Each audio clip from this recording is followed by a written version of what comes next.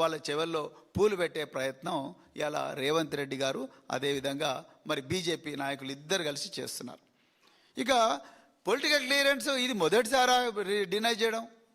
వాళ్ళకు భారత ప్రభుత్వానికి అక్కడి గూఢాచార సంస్థలకు లేకపోతే విదేశాల్లో ఉండే గూఢాచారులకు వీళ్ళు ఏమైనా తప్పులు చేస్తారు అన్న విషయం తెలిస్తే దీనివల్ల భారత యొక్క ఏమంటారు ఇంటిగ్రిటీకి సావరినిటీకి ఏమైనా దెబ్బ ఉంటుంది అని అనుకుంటే వాళ్ళు వెంటనే ఇండియన్ గవర్నమెంట్కు మెసేజ్ పంపిస్తారు. మెసేజ్ పంపిస్తే పొలిటికల్ డినై అవుతుంది.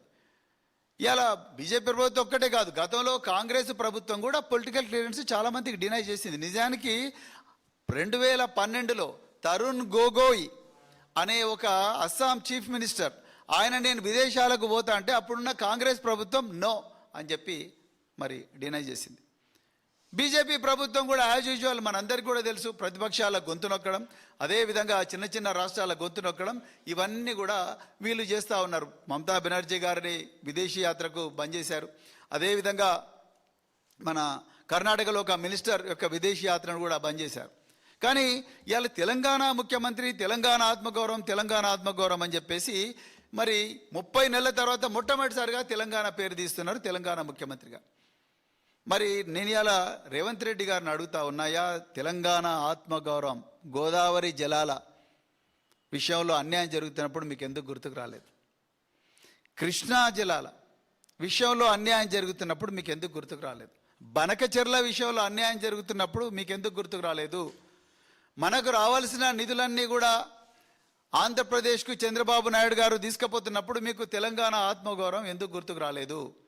ఆంధ్రలో పనిచేసిన ఆదిత్యనాథ్ దాస్ ఏకంగా చంద్రబాబు నాయుడు గారు పంపిస్తే మీరు ఇక్కడికి వచ్చి తీసుకొచ్చి ఆయన ప్రముఖ నీటిపారుదల సలహాదారుగా వారిని పెట్టుకున్నారు కదా, అప్పుడు మీకు తెలంగాణ ఆత్మగౌరవం ఎందుకు గుర్తుకు రాలేదు? ఇక్కడికి రావాల్సిన నిధులన్నీ కూడా నరేంద్ర మోడీ గారు నరేంద్ర మోడీ గారు ఆయన రాష్ట్రం ఇంకా మిగతా రాష్ట్రాలకు వాళ్ళ దగ్గరుండే రాష్ట్రాలకు తీసుకుపోతుంటే ఆ రోజు మీకు తెలంగాణ ఆత్మగౌరవం ఎందుకు గుర్తుకు రాలేదు? తేజస్వి సూర్య బీజేపీ ఎంపీ పార్లమెంటులో ఘోరంగా తెలంగాణ ఉద్యమాన్ని తెలంగాణ రాష్ట్రాన్ని కించపరుస్తూ మాట్లాడినప్పుడు మరి తెలంగాణ ఆత్మగౌరవం మీకు కానీ మీ పార్లమెంటు సభ్యులకు కానీ ఎందుకు గుర్తుకు రాలేదు? సడన్గా ఈరోజు రేవంత్ రెడ్డి గారికి ఎందుకు ఉక్రోషం వస్తుంది? ఇంటికి పోకుండా డైరెక్ట్ సచివాలయానికి వచ్చే ప్రెస్ మీట్ ఎందుకు పెట్టిండు అంటే ఫ్యూచర్ సిటీలో రేవంత్ రెడ్డి గారి ఆత్మ ఉన్నది, అక్కడే ఉంది. బాలనాగమ్మ కథలో చదువుకున్నాం కదా, అట్లనే ఫ్యూచర్ సిటీలోనే రేవంత్ రెడ్డి గారి ఆత్మ ఉన్నది. ఆయన బాధ అంతా ఏంటంటే నేను ఫ్యూచర్ సిటీని ఒక గొప్ప రియల్ ఎస్టేట్ ఎంటర్ప్రైజ్గా చేయాలని చూస్తూ ఉన్నాను. అక్కడ మాకు 3000 ఎకరాల భూమి ఉన్నది. మాకు అంటే రేవంత్ రెడ్డి గారికి వాళ్ళ బ్రదర్స్కు వాళ్ళ కుటుంబ సభ్యులకు అందరికి కూడా 3000 ఎకరాల భూమి ఉన్నది. ఈ భారత్ ఫ్యూచర్ సిటీ అనే ఒక అభూత కల్పన, ఆ ఫ్యూచర్ సిటీని మీ జాకీలు పెట్టి లేపాలి, దాని రియల్ ఎస్టేట్ ఫుల్గా లేపాలని చెప్పేసి మొదట యంగ్ ఇండియా స్కిల్ యూనివర్సిటీ అని పాలిటెక్నికల్తో ఫుట్బాల్ ఆడుతూ ఉన్నాడు. ఆ పిల్లల జీవితాలతోని ఆట ఆడుకుంటా ఉన్నారు. అదేవిధంగా ఇప్పుడు నేను ఫారిన్ యూనివర్సిటీలు తీసుకొస్తా అని చెప్పి రేవంత్ రెడ్డి గారు నేను అమెరికా పోతా, లండన్ పోతా, అక్కడ నుంచి ఆక్స్ఫర్డ్ తీసుకొస్తా, అక్కడ నుంచి కేంబ్రిడ్జ్ తీసుకొస్తా, లేకపోతే MIT తీసుకొస్తా, యూనివర్సిటీ ఆఫ్ లండన్ తీసుకొస్తా, ఇంకోటి తీసుకొస్తా. ఎక్కడ తీసుకొస్తా? వరంగల్కు తీసుకురాడు, మహబూబ్నగర్కి తీసుకురాడు, నల్గొండకు తీసుకురాడు, వరంగల్కి తీసుకురాడు, నిజామాబాద్కు తీసుకుపోడు, ఆదిలాబాద్ తీసుకుపోడు, కేవలం ఫ్యూచర్ సిటీకే తీసుకుపోతాడంట.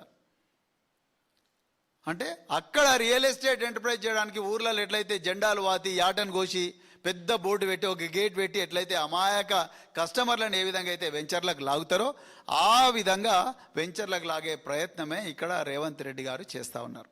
ఇక నేను ఈ యూనివర్సిటీల గురించి మాట్లాడతా. అయ్యా రేవంత్ రెడ్డి గారు, మళ్ళీ మీరు చెవిలో పూలు పెట్టకండి, దయచేసి ప్రజలకు నిజాలు చెప్పండి. మీరు నిన్న కూడా అన్నారు నేను హార్వర్డ్లో చదువుకున్నా, ఓకే, తర్వాత కేటీఆర్ గారి పిల్లలు హార్వర్డ్లో చదువుకున్నారు, అదే విదేశాల్లో చదువుకుంటున్నారు, హరీష్ రావు గారు చదువుకుంటున్నారు, అదే హరీష్ రావు గారి పిల్లలు చదువుకుంటున్నా ఉన్నారు, ఓకే. మరి మీరు ఇంతకుముందు ఏమన్నారండి?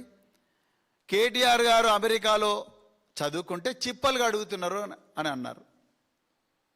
చిప్పలుగా అడుగొచ్చినా ఎన్నో పబ్లిక్ మీటింగ్లో చెప్పించారు. మరి మీరు హార్వర్డ్లో 1 వీక్ చదువుకున్నారు, మరి మీరు కూడా చిప్పలుగా అడిగినట్టేనా? అది ₹1 కోటి ప్రభుత్వ ఖర్చుతో పోయి హార్వర్డ్కు మీరు చిప్పలు కడిగినట్టు అనుకోవాలన్నా మరి తెలంగాణ ప్రజలందరూ కూడా? ఇక ఇంకొక విషయం, అసలు ఈ యూనివర్సిటీలు వాళ్ళ దేశాన్ని వదిలిపెట్టి విదేశాలకు వస్తాయా? ఆ విషయంలో కూడా మీరు నిజాలు ప్రజలకు చెప్పలేదు. ఎంతసేపు మీరు ఏమంటున్నారు, తెలంగాణలో ఉండే ఎస్సీ, ఎస్టీ, బీసీ, మైనారిటీ పిల్లలందరికీ కూడా ప్రపంచ స్థాయి విద్య ఇవ్వాలని చెప్పి నేను కష్టపడుతుంటే భారత ప్రభుత్వం నా పర్యటనకు అడ్డుకట్ట వేస్తుంది అని అంటున్నారు. నిజానికి హార్వర్డ్, నేను కూడా అక్కడే చదువుకున్నాను రేవంత్ రెడ్డి గారు.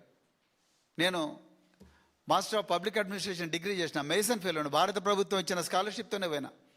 2012 సంవత్సరంలో భారతదేశంలో 3 ఆఫీసర్లను సెలెక్ట్ చేసిండ్రు, అందులో నేను ఒకరిని. భారత ప్రభుత్వం స్కాలర్షిప్ ఇచ్చి పంపించింది నాకు. సో నేను కూడా అక్కడే చదువుకున్నా. హార్వర్డ్ 385 సంవత్సరాల చరిత్రలో ఎప్పుడు కూడా బోస్టన్ తప్ప వేరే క్యాంపస్ ఓపెన్ చేయలేదు. మాసాచ్యూసెట్స్ ఇన్స్టిట్యూట్ ఆఫ్ టెక్నాలజీ, MIT, వాళ్ళు ఓపెన్గా చెప్పారు, మేము MIT బోస్టన్ తప్ప ఎక్కడ కూడా క్యాంపస్ ఓపెన్ చేయడం లేదు. మూడవది కేంబ్రిడ్జ్ యూనివర్సిటీ కూడా మేము లండన్లో తప్ప ఎక్కడ కూడా క్యాంపస్ ఓపెన్ చేయడం లేదు. దాదాపుగా 900 సంవత్సరాల చరిత్ర ఉన్న ప్రపంచంలోనే అత్యంత పురాతనమైన ఆక్స్ఫర్డ్ యూనివర్సిటీ, ఆ ఆక్స్ఫర్డ్ యూనివర్సిటీ కూడా వాళ్ళు ప్రపంచంలో ఆక్స్ఫర్డ్ అనే ప్లేస్లో, అంటే ఆ యూనివర్సిటీ ఉండే ప్లేస్ తప్ప వేరే చోట ఎక్కడ కూడా మేము యూనివర్సిటీ ఓపెన్ చేయడం లేదు అని వాళ్ళు చాలా క్లియర్గా చెప్పారు. మీరు ఐవీ లీగ్స్ అంటున్నారు, అంటే Harvard, Princeton, Yale, Dartmouth, Brown, Columbia, Cornell, ఈ కాలేజెస్ ఏవి కూడా, ఈ యూనివర్సిటీలు వాళ్ళ యూనివర్సిటీ క్యాంపస్ నుంచి బయటికి రావు. రేవంత్ రెడ్డి గారు, మీకు మీ ఆఫీసర్లు ఎందుకు చెప్పలేదో నాకు తెలియదు. చాలా ఓల్డ్ యూనివర్సిటీస్ ఈ ప్రపంచంలో 200, 300 సంవత్సరాల వయసున్న ఈ యూనివర్సిటీలు వేరే దేశాల్లో ఎక్కడ కూడా క్యాంపస్లు పెట్టరు. మీరు కేవలం వాళ్ళని డైరెక్ట్గా హెలికాప్టర్ మీద నుంచి తీసుకొచ్చి ఫ్యూచర్ సిటీలో ల్యాండ్ చేయాలని చూస్తూ ఉన్నారు. ఇంపాసిబుల్. ఎందుకు ఈ విషయం ప్రజలకు చెప్పడం లేదు? మీకు హార్వర్డ్కు మధ్యలో జరిగిన కమ్యూనికేషన్ ఏంటి? మీకు MITకి మధ్యలో జరిగిన కమ్యూనికేషన్ ఏంటి? ఇంకా ఇంకొక విషయం ఏంటంటే, ఇది ఎండాకాలం, మనకి ఇక్కడ వానాకాలం, అమెరికాలో ఎండాకాలం. ఎండాకాలంలో ఎవరుంటారండి ప్రొఫెసర్లు? వాళ్ళది సెప్టెంబర్ 1st స్టార్ట్ అయితే ఫాల్. ఇప్పుడు పోయి ఏం చేస్తారు మీరు అక్కడ? ఎండాకాలంలో యూనివర్సిటీలన్నీ వెకేషన్, అందరు ప్రొఫెసర్లు వేరే వేరే దేశాలకు పోతారు. ఇప్పుడు పోయి మీరు అక్కడ పోయి చేసేది ఏమున్నది? సో దాని మీద కూడా మీరు నిన్న మాట్లాడతారనుకున్నాం, మాట్లాడలేదు. ఇక మీరు అసలు మనం ఎగ్జాంపుల్గా ఎవరిని తీసుకోవాలి? మన ఏషియా దేశాలను తీసుకోవాలి. మీరు అన్నారుగా, చాలా ఉక్రోషంతో అన్నారు, ఇవాళ నేను ఎస్సీ, ఎస్టీ, బీసీ, మైనారిటీ విద్యార్థులను